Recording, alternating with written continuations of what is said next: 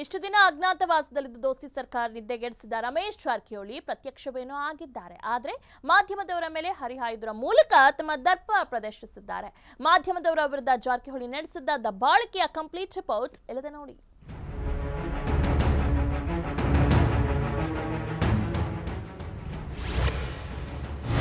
ಅಜ್ಞಾತವಾಸದಲ್ಲಿದ್ದ ರಮೇಶ್ ಮಾಧ್ಯಮದ ಮುಂದೆ ಪ್ರತ್ಯಕ್ಷ.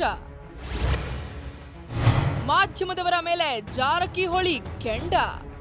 ರಮೇಶ್ ಜಾರಕಿಹೊಳಿ ಕಳೆದ 2 ವಾರದಿಂದ ರಾಜ್ಯ ರಾಜಕೀಯದಲ್ಲಿ ಸಂಚಲನ ಸೃಷ್ಟಿಸಿರೋ ಹೆಸರು. ಸಚಿವ ಸಂಪುಟದಿಂದ ಕಿಕ್ಔಟ್ ಆದ ಬಳಿಕ ದೆಹಲಿ ಅಲ್ಲಿ ಇಲ್ಲಿ ಸುತ್ತಾಡಿ ಅಜ್ಞಾತವಾಸದಲ್ಲಿ ವಾಸಿಸಿ ಬಂದ ರಮೇಶ್ ಜಾರಕಿಹೊಳಿ ಗೋಕಾಕ್ ಮನೆಯಲ್ಲಿ ಪ್ರತ್ಯಕ್ಷವಾಗಿದ್ದಾರೆ.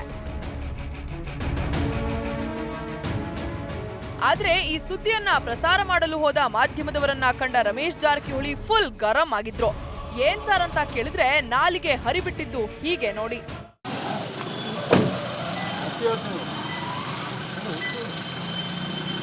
ಸಚಿವ ಸಂಪುಟ ಪುನಾರಚನೆ ಆದ ಬಳಿಕ ಮಾಧ್ಯಮಗಳ ಮುಂದೆ ಬಂದು 4 ದಿನ ಕಾಯಿರಿ, ಮುಂದೆ ನೋಡಿ ರಾಜೀನಾಮೆ ಕೊಡ್ತೀನಿ ಅಂತೆಲ್ಲ ಹೇಳಿದ್ದು ರಮೇಶ್ ಜಾರಕಿಹೊಳಿಯೇ.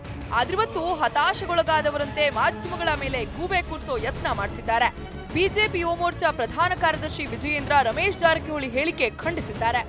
ತಾವು ಇದನ್ನ ಹೇಳ್ತಾ ಇದ್ದೀರಿ, ಖಂಡಿತ ಆ ಥರ ನಿಜವಾಗ್ಲೂ ಹೇಳಿದ್ರೆ ಖಂಡಿತ ತಪ್ಪು, ಸರಿಯಲ್ಲ ಅಂತೇಳಿ ಅಷ್ಟೇ ಹೇಳಕ್ಕೆ ಇಷ್ಟಪಡ್ತೀನಿ. ನೋಡಿ, ಇವತ್ತು ಲೆಜಿಸ್ಲೇಚರ್, ಎಕ್ಸಿಕ್ಯೂಟಿವ್, ಜುಡಿಷಿಯರಿ, ಅದೇ ರೀತಿ ಮೀಡಿಯಾ ಇವತ್ತು ನಿಜ ದೇಶದ ಅವಿಭಾಜ್ಯ ಅಂಗ.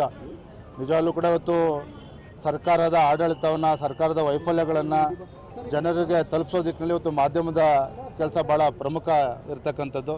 ನಿಜವಾಗ್ಲೂ ಕೂಡ ಅದು ಯಾರೇ ಆಗಲಿ, ಶಾಸಕರಿಗಾಗಲಿ, ಮಂತ್ರಿ ಆಗಲಿ ಅಥವಾ ಪಕ್ಷದ ಕಾರ್ಯಕರ್ತರು ಯಾರೇ ಆದರೂ ಕೂಡ ನಿಜವಾಗ್ಲೂ ಕೂಡ ಅದನ್ನು ಗೌರವಿಸಬೇಕು ಅಂತೇಳಿ ಅಷ್ಟೇ ಈ ಸಂದರ್ಭದಲ್ಲಿ ಹೇಳಕ್ಕೆ ಇಷ್ಟಪಡ್ತೇನೆ. ಒಟ್ನಲ್ಲಿ ಸರ್ಕಾರ ಕೆಡವುತ್ತೇನೆಂದು ಹೊರಟ ಜಾರಕಿಹೊಳಿ ಸುಮ್ಮನಾಗಿದ್ದಾರೋ ಅಥವಾ ಹೈಕಮಾಂಡ್ ಮನವೊಲಿಕೆಗೆ ಮಂಡಿಯೂರಿದ್ದಾರೋ ಗೊತ್ತಿಲ್ಲ. ಆದ್ರೆ ಮಾಧ್ಯಮಗಳ ಮೇಲೆ ಯಾಕೆ ಕೋಪ ಅನ್ನೋದನ್ನ ರಮೇಶ್ ಜಾರಕಿಹೊಳಿಯೇ ಹೇಳಬೇಕು. ಕ್ಯಾಮರಾಮ್ಯಾನ್ ರವಿ ಜೊತೆಗೆ ಶ್ರೀಧರ್ ಕೊಟಾರಗಸ್ತಿ, TV5 ಬೆಳಗಾವಿ.